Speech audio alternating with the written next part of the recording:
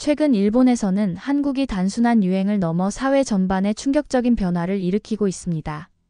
도쿄의 결혼정보 회사들이 한국 남성 프리미엄 서비스를 내세워 대박을 터뜨리며 등록 대기 중인 젊은 여성들이 500명이 넘었다는 소식이 전해지고 있죠. 더욱이 도쿄 직장인 여성들 사이에서는 한국 시골에서 살아도 일본 도심보다 낫다는 유행어가 돌고 있습니다. 매년 수천 명의 일본의 젊은이들이 삶을 포기하는 현실 속에서 어느 일본 여성이 직접 겪은 충격적인 사건에 대한 이야기를 지금 바로 시작합니다. 안녕하세요. 저는 도쿄에서 온 26살 미호입니다. 지난달 우리 회사에서 믿기 힘든 사건이 있었어요. 인사팀 사토 과장님이 갑자기 사표를 내고 한국행 비행기를 탔다는 소식이 폭탄처럼 터졌습니다. 10년 넘게 회사의 기둥으로 일하셨던 분이었죠. 처음엔 모두가 일시적인 휴가라고 생각했어요. 하지만 사토 과장님이 직접 SNS에 올린 글을 보고 모두가 충격에 빠졌습니다. 더 이상 미래가 보이지 않는 일본을 떠납니다. 서울에서 새 삶을 시작합니다. 회사는 발칵 뒤집혔고 경영진은 당황한 기색이 역력했죠. 그 이후로 사무실은 묘한 분위기에 휩싸였어요. 모두가 사토 과장님에 대해 수군거렸고 몇몇은 부러워하는 눈치였죠. 나도 갈 수 있을까? 하는 생각이 저도 모르게 머릿속을 맴돌았습니다. 오늘 아침 눈을 떴을 때 방 안 온도계는 9도를 가리키고 있었어요. 이불 밖으로 나가기가 너무나도 두려웠지만 회사에 지각할 수는 없으니 떨리는 발걸음으로 방을 나섰죠. 창문에 서린 얼음꽃을 보며 문득 사토 과장님의 결정이 이해가 갔습니다. 과연 이런 환경에서 더 얼마나 버틸 수 있을까? 두꺼운 이불을 두르고 가스히터 앞에 쪼그려 앉아있노라면 창밖으로 보이는 도쿄의 고층 빌딩들이 마치 저를 비웃는 것만 같았습니다. 벽은 있지만 마치 벽이 없는 것처럼 찬바람이 온갖 틈새로 스며들어왔죠. 테이블 유리보다도 얇은 창문을 통해 겨울바람이 쉴 새 없이 들어왔습니다. 출근길 오히려 바깥 공기가 집안보다 따뜻하게 느껴질 때면 웃음이 나왔어요. 3년 전 처음 이 집에 왔을 때는 몰랐던 거죠. 일본의 집들이 이토록 춥다는 걸요. 습한 여름을 이기려고 통풍이 잘 되게 지어진 집들은 겨울이면 한없이 차가워집니다. 퇴근 후 회사 동료들과 저녁을 먹는데 에리카가 제 핸드폰 화면을 흘깃 보더니 비웃었어요. 또 한국 드라마야? 거기도 여기랑 똑같을 텐데. 뭐가 그리 좋아? 한국 같은 곳으로 도망가봤자 넌 아무것도 안 될걸? 하지만 에리카는 몰랐습니다. 제가 보고 있던 건 드라마가 아닌 한국의 주거 환경에 대한 영상이었다는 걸 말이죠. 중앙난방이 깔린 아파트, 이중창이 기본인 창문, 단열이 잘 된 벽체. 차가운 겨울바람을 막아주는 든든한 보금자리의 모습에 저절로 마음이 끌렸어요. 오늘도 난방비 청구서를 보며 한숨을 쉬었습니다. 가스히터를 틀고 전기장판을 켜고 그래도 추워서 이불을 뒤집어 쓰고 있노라면 자꾸만 한국의 모습이 떠올랐죠. 따뜻한 바닥난방에서 반팔 차림으로 편하게 지내는 사람들의 모습이 부러웠습니다. 에리카의 말이 귓가에 맴돌았어요. 도망이라고요? 아니에요. 이건 도망이 아닌 도전입니다. 더 나은 삶을 위한 제 의지로 선택한 새로운 도전이에요. 차가운 방구석에서 저는 꿈을 키워갔습니다. 창밖으로 보이는 도쿄의 불빛들이 유난히 차갑게 느껴지는 밤, 저는 다시 한번 한국행을 검색했어요. 스마트폰 화면 속에서 본 한국의 모습은 제게 희망으로 다가왔습니다. 첨단 기술과 따뜻한 주거 환경이 공존하는 그곳에서 분명 지금과는 다른 삶을 살 수 있을 것 같았죠. 오늘도 무거운 발걸음으로 원룸으로 돌아왔습니다. 휴대폰을 꺼내 어머니와 영상통화를 시작했어요. 제 결심을 전해야 했죠. 하지만 화면 속 어머니의 표정이 순간 굳어졌습니다. 네가 미쳤구나. 한국? 거기서 뭘 하겠다는 거야? 어머니의 목소리에는 분노와 실망감이 가득했어요. 거긴 아직도 개발도상국이나 다름없어. 한국 가면 분명 골목길 어딘가의 반지하방에서 살게 될 텐데 그런 곳에서 어떻게 버티겠다는 거니? 가방을 내려놓을 힘도 없었습니다. 어머니의 말씀 하나하나가 가슴을 파고들었어요. 월급으로는 생활이 빠듯하고 매달 오르는 물가에 희망이 보이지 않는 일본. 하지만 어머니 눈에는 그저 제가 현실을 도피하려 한다고만 보이나 봅니다. 엄마, 저는 떨리는 목소리로 말을 꺼내려는 순간 어머니가 말을 자르셨어요. 한국? 말도 안 돼. 네가 뭘 안다고. 인터넷에서 본 예쁜 영상만 보고 판단하는 거야? 그저 겉만 그럴듯한 나라야. 거긴 네가 생각하는 것처럼 발전된 곳이 아니야. 일본보다 훨씬 뒤처진 곳이라고. 어머니의 한숨소리가 화면을 타고 전해졌습니다. 거기 가면 너처럼 여린애가 어떻게 살겠니? 한국은 아직 복지도 제대로 안 되어 있고 사회 시스템도 일본만큼 체계적이지 않아. 거기서 병이라도 나면 어쩌려고 그러니? 통화를 끊고 침대에 앉아 창밖을 바라보는데 갑자기 눈물이 왈칵 쏟아졌습니다. 에리카의 비웃음, 어머니의 차가운 말씀, 그리고 제 마음속 깊은 곳의 불안감까지. 모든 것이 한꺼번에 밀려왔어요. 매일같이 반복되는 야근, 오르지 않는 월급, 점점 더 무거워지는 생활비 청구서. 이대로는 미래가 보이지 않았습니다. 하지만 이상하게도 어머니의 그 말이 오히려 제 결심을 더욱 굳게 만들었어요. 맞아요. 저는 아직 서툴고 부족해요. 하지만 그건 제가 노력해야 할 이유가 되는 거지, 포기해야 할 이유는 아니잖아요? 한국에서는 노력한 만큼 인정받을 수 있다고 믿었습니다. 야근 수당도 제대로 받고 휴일 근무도 정당한 대우를 받는다는 이야기를 들었어요. 베개에 얼굴을 파묻은 채 생각했습니다. 어머니도, 에리카도 제가 실패할 거라 했지만 그들의 말이 맞다는 걸 증명하고 싶진 않았어요. 오히려 그들의 편견이 틀렸다는 걸, 제가 해낼 수 있다는 걸 보여주고 싶었습니다.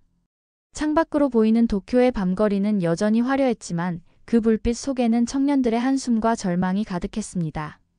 하지만 제 마음속에서는 작은 불꽃이 타오르기 시작했어요. 이런 반대와 편견들이 있었기에 오히려 제 꿈은 더욱 선명해졌는지도 모르겠습니다. 절망 속에서 보낸 또 하나의 밤이 지나갔습니다.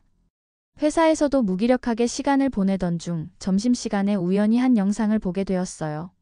한국의 젊은 직장인들의 일상을 담은 브이로그였죠. 처음에는 그저 궁금한 마음에 보기 시작했는데 영상 속 모습에 깜짝 놀랐습니다. 깔끔한 오피스텔에서 혼자 사는 직장인의 모습. 월세는 50만 원 정도라고 했어요. 엔화로 환산해도 너무나 저렴했죠. 더 놀라운 건 한국의 근무 환경이었어요. 오늘은 야근이라 저녁 식대와 택시비를 회사에서 지원해줬어요. 라는 자막이 눈에 들어왔습니다.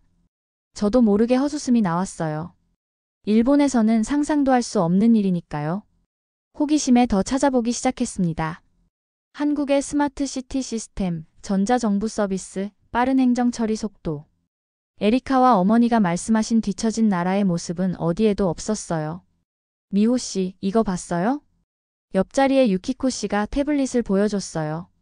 서울의 한 회사에서 일하는 일본인 직장인의 인터뷰였습니다. 한국에서는 매년 연봉 협상이 있고 물가 상승률을 반영해 급여가 올라요. 야근 수당은 기본이고 주말 출근하면 휴일 수당도 챙겨줘요. 그 순간 제 귓가에 쿵 하는 소리가 들리는 것 같았어요. 3년째 동결된 월급, 보상 없는 야근, 매년 오르기만 하는 물가. 이게 정말 일본의 현실이었나요? 스마트폰으로 모든 게 가능해요. 병원 예약부터 은행 업무까지. 심지어 관공서도 앱으로 민원을 해결할 수 있죠.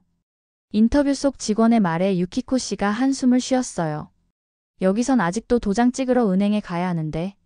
퇴근 후 평소처럼 편의점 도시락을 사들고 집으로 향했습니다. 그런데 오늘따라 모든 게 달리 보였어요.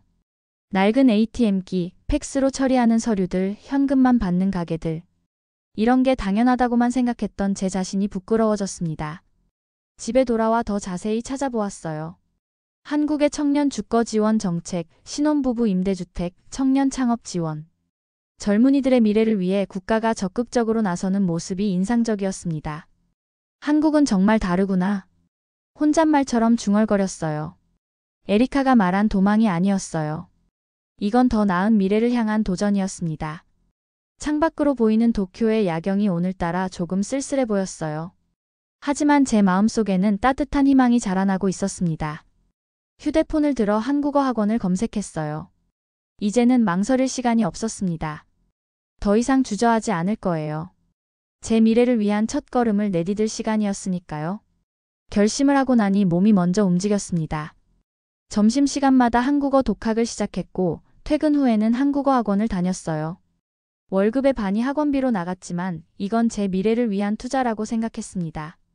그러던 어느 날 회사에서 큰 사고가 터졌어요. 제가 담당하던 일본 거래처와의 계약서에서 실수가 발견된 겁니다. 에리카가 재빨리 이 일을 부장님께 보고했죠. 미호는 요즘 한국어 공부한다고 정신이 없나 봐요. 이런 중요한 실수를 하다니. 에리카의 말에 부장님의 얼굴이 불그락부르락해졌습니다. 미호 씨, 당신 때문에 회사가 큰 손해를 볼 뻔했어요. 이번 건으로 당신의 승진은 물 건너갔어요. 부장님의 호통이 사무실 전체에 울려 퍼졌습니다. 순간 모든 동료들의 시선이 저를 향했어요. 화장실에서 흐느끼고 있을 때 유키코 씨가 찾아왔습니다. 미호, 알고 있었어? 사실 그 계약서 에리카가 일부러 수정해 놓은 거야. 뭐라고요? 내가 봤어. 에리카가 네 컴퓨터로 몰래 파일을 건드리는 걸. 분노와 배신감이 한꺼번에 밀려왔어요. 하지만 이 일은 오히려 제 결심을 더욱 굳게 만들었습니다. 이런 곳에서 계속 있을 필요가 없다는 걸 깨달았으니까요. 그날 저녁 한국어 학원에서 정선 선생님과 처음으로 개인적인 대화를 했어요. 수업이 끝난 후 정선 선생님이 저를 불러 세웠습니다. 왜 이렇게 눈이 퉁퉁 부어 있나요? 제 이야기를 다 들으신 정선 선생님은 잠시 침묵하시더니 말씀하셨어요.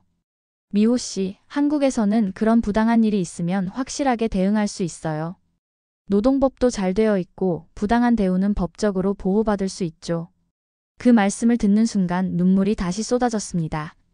하지만 이번엔 희망의 눈물이었어요.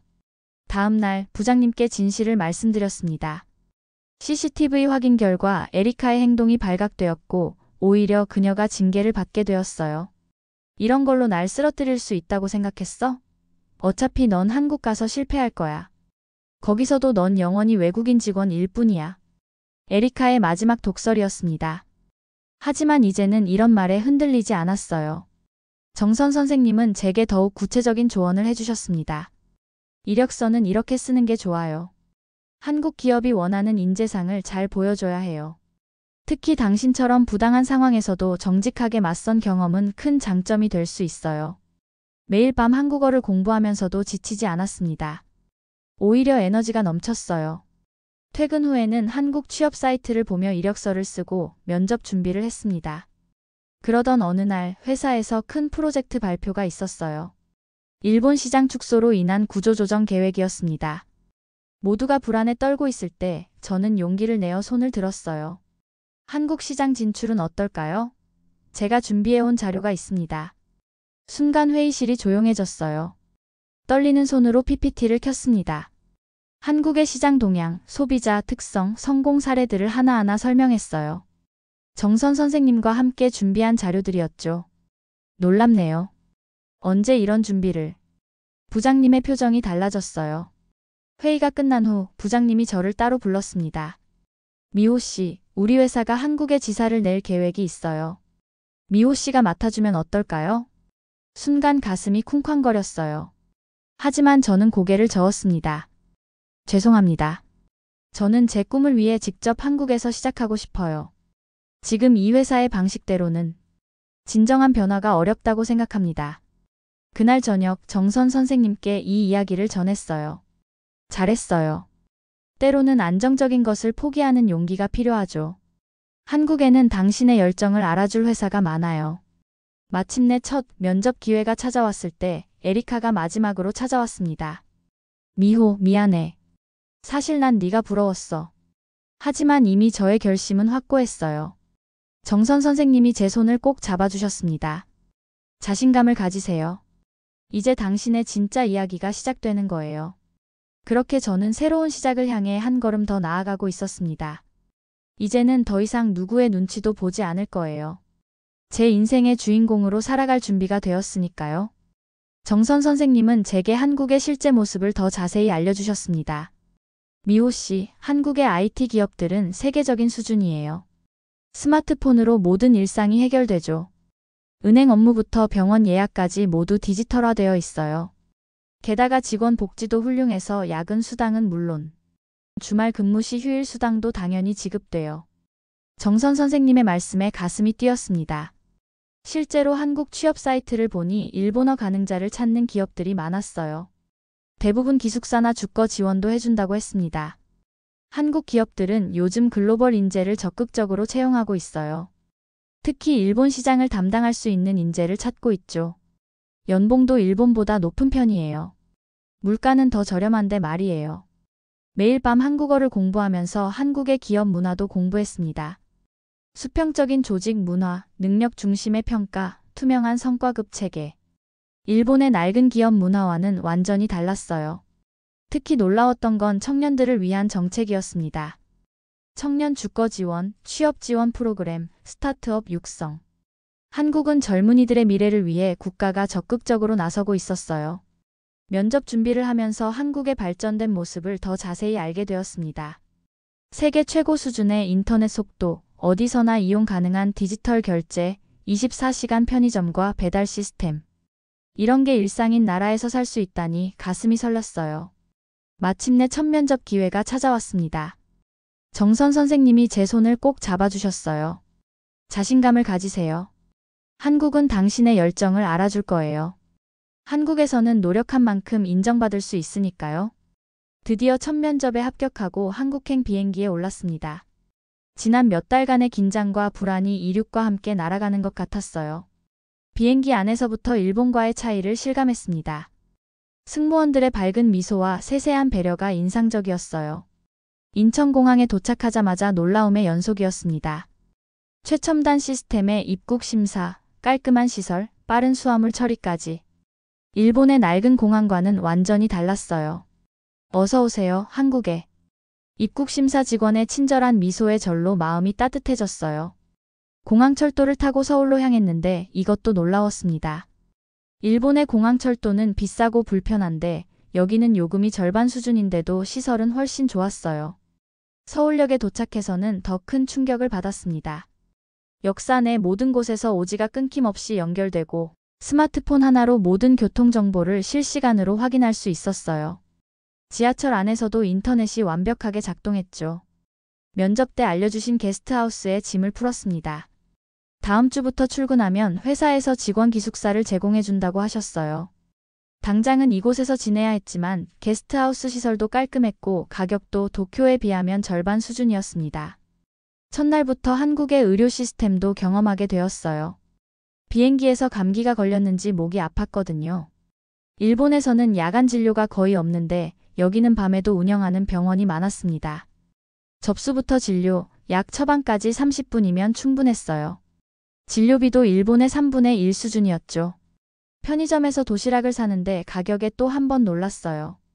일본의 절반 가격인데 양은 훨씬 푸짐했습니다. 카페에서는 와이파이가 빵빵하게 터지고 어디든 콘센트가 넉넉해서 일하기 좋았어요. 창밖을 보니 밤 11시가 넘었는데도 거리는 활기찼습니다. 젊은이들이 편하게 거리를 거닐고 24시간 문을 여는 가게들도 많았어요. 이런 게 한국의 일상이라니 신기하기만 했습니다.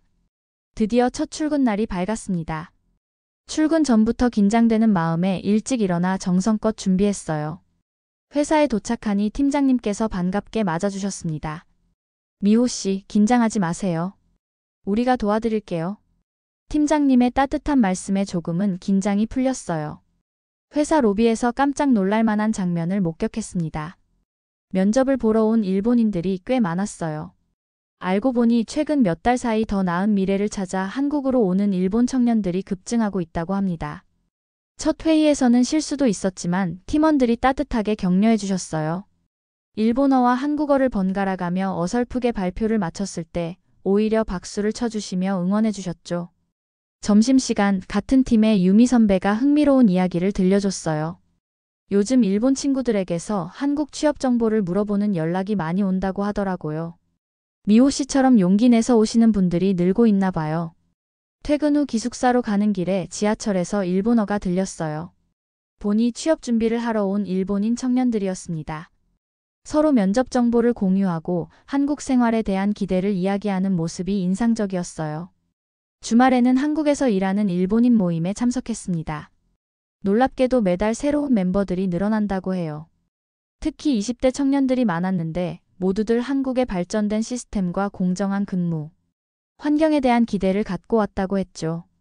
일본은 이제 변화가 필요해요. 하지만 한국은 이미 변화하고 있죠. 한 선배의 말이 가슴에 와닿았습니다. 첫 월급날 회사에서는 제 업무 성과를 인정해 주셨어요. 야근 수당은 물론 주말 근무에 대한 보상도 철저했고 분기별 성과급 제도도 있다고 하셨습니다. 일본에서는 상상도 할 수 없었던 일이었죠. 그날 저녁 일본에 계신 부모님과 영상통화를 했어요. 어머니께서 놀라운 소식을 전해주셨습니다. 미호야, 내 사촌 카오리도 한국 취업을 준비한다더구나. 내 블로그를 보고 결심했다고 하더라. 이제 저는 알았어요. 제가 선택한 이 길이 저 혼자만의 길이 아니라는 것을. 더 나은 미래를 찾아 도전하는 많은 일본 청년들과 함께 걸어가는 길이라는 것을요. 한국에서의 생활이 점차 자리를 잡아가던 어느 날, 어머니와의 영상통화에서 뜻밖의 소식을 들었습니다. 미호야, 동네에서 또 큰 지진이 있었어. 이번에는 피해가 심각해. 어머니의 떨리는 목소리에 가슴이 덜컥 내려앉았어요. 우리 동네 근처의 아파트가 지진으로 큰 피해를 입었다고 했습니다. 게다가 후쿠시마 원전 문제로 방사능 수치가 또다시 불안해졌다는 뉴스도 들려왔어요. 부모님이 너무 걱정되었습니다. 바로 회사에 말씀드리니 팀장님께서 흔쾌히 휴가를 허락해 주셨습니다. 가족이 먼저죠. 잘 다녀오세요. 일본의 회사였다면 상상도 할 수 없는 배려였어요. 도쿄에 도착해보니 상황은 심각했습니다. 지진 이후 여진이 계속되고 있었고 이웃집들은 대부분 이사를 가거나 피난을 준비하고 있었어요. 어머니, 아버지, 한국으로 오시면 어떨까요? 떨리는 목소리로 제안했어요. 처음에는 두 분 다 고개를 저으셨지만 제가 보여드린 한국의 안전한 주거 환경과 발달된 재난방지 시스템, 체계적인 도시 인프라 영상을 보시고는 생각이 바뀌신 것 같았어요. 정말 그런 곳이 있다니. 어머니의 눈시울이 붉어졌습니다. 마침내 부모님과 함께 한국행 비행기에 올랐습니다. 새로운 삶을 찾아서가 아닌 안전한 삶을 위해서였지만 어딘가 운명 같은 것이 느껴졌어요. 한국에서의 생활을 직접 보여드리면서 부모님의 표정이 점점 밝아지는 걸 느낄 수 있었습니다. 체계적인 재난 대비 시스템, 안전한 도시 설계, 그리고 무엇보다 지진 걱정 없는 안정된 생활. 이런 곳이었구나. 아버지가 작은 목소리로 중얼거리셨습니다. 회사도 구경시켜드렸어요. 팀장님께서 일부러 일본어로 인사해 주시고 동료들도 따뜻하게 맞아주셨죠. 저녁에는 회사 근처 한 식당에서 식사를 했습니다. 일본의 회식과는 달리 편안하고 즐거운 분위기에서 이야기를 나눴어요. 미호야, 네가 한국에 오겠다고 했을 때는 이해할 수 없었는데. 아버지의 목소리가 떨렸습니다. 이제야 알겠구나. 네가 왜 이곳을 선택했는지. 귀국을 앞두고 어머니가 말씀하셨어요. 우리도 곧 한국으로 이사 올 수 있을까? 그 말씀에 저도 모르게 눈물이 흘렀습니다. 이제 제 선택은 더 이상 도망이 아닌 우리 가족의 새로운 희망이 되어 있었으니까요. 한국에서의 생활이 3개월을 넘어갈 무렵 회사에서 깜짝 놀랄 소식을 전해주셨습니다. 제가 맡았던 일본 시장 진출 프로젝트가 성공적이었다며 특별 성과급과 함께 팀 리더 승진을 제안받았어요. 미호 씨의 시각이 우리 회사의 새로운 방향을 제시해줬어요. 앞으로도 기대하겠습니다. 팀장님의 말씀에 가슴이 뭉클했습니다. 주말에는 한국 생활을 시작하려는 일본인들을 위한 멘토링 모임을 시작했어요. SNS에 올린 제 이야기를 보고 연락해온 분들이 많았거든요. 처음에는 5명으로 시작했는데 한 달 만에 50명이 넘는 모임이 되었습니다. 한국의 기업 문화가 정말 그렇게 다른가요? 성과급 제도는 어떻게 운영되나요? 승진 기회가 정말 공평한가요? 질문을 받을 때마다 제가 경험한 한국의 모습을 자신 있게 이야기할 수 있었어요. 야근 수당이 정확히 지급되는 것, 능력을 인정받으면 빠른 승진이 가능한 것, 회식 문화도 강압적이지 않다는 것까지. 그러던 어느 날 일본의 한 방송국에서 연락이 왔습니다. 한국으로 오는 일본 청년들이 늘어나는 현상에 대해 취재하고 싶다고 했어요. 인터뷰에서 저는 당당히 이야기했습니다. 한국에서는 꿈꾸는 것이 허락됩니다. 열심히 노력하면 그만큼 인정받을 수 있어요. 미래가 보이는 거죠. 방송이 나간 후 더 많은 일본 청년들이 연락해 왔어요. 부모님께서도 기뻐하셨습니다. 이제는 저희 가족의 한국 이주도 구체적인 계획이 잡혔어요. 회사에서는 일본 취업 준비생들을 위한 온라인 설명회를 제안했고 저는 기쁘게 수락했습니다. 제가 받은 기회를 이제는 제가 다른 이들에게 전해줄 수 있게 된 거죠. 미호 씨 덕분에 우리 회사가 일본 청년들 사이에서 인기 기업이 됐네요. 팀장님의 농담 섞인 말씀에 웃음이 났습니다. 얼마 전에는 처음 만난 멘티 중 한 명이 한국 기업에 취업했다는 소식을 전해왔어요. 그 친구의 기쁜 목소리를 들으며 제가 걸어온 길이 헛되지 않았음을 다시 한번 느꼈습니다. 이제 저는 매일 아침 설렘으로 출근합니다. 오늘은 또 어떤 도전과 성장이 기다리고 있을지 기대되거든요. 그리고 저녁이면 감사한 마음으로 퇴근해요. 제가 꿈꾸던 모든 것이 이루어지고 있는 이곳, 한국에서 말이죠. 오늘 사연은 여기까지입니다. 끝까지 시청해주셔서 감사합니다. 사연이 재밌으셨다면 주변 분들과 함께 공유해주세요.